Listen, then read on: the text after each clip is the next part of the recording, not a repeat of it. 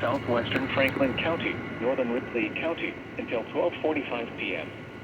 At 12:18 p.m., a severe thunderstorm was located 8 miles northeast of North Vernon, moving east at 30 miles an hour. Hazard, 60 miles an hour wind gusts and quarter-size hail. Source, radar indicated. Impact, minor hail damage to vehicles is possible.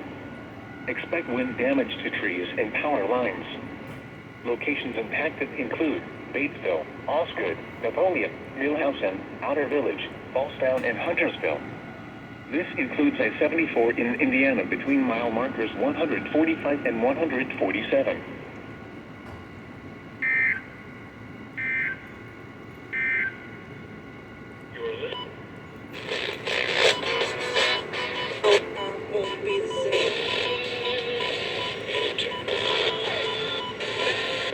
We have interrupted our regular programming as severe weather is affecting our listening area.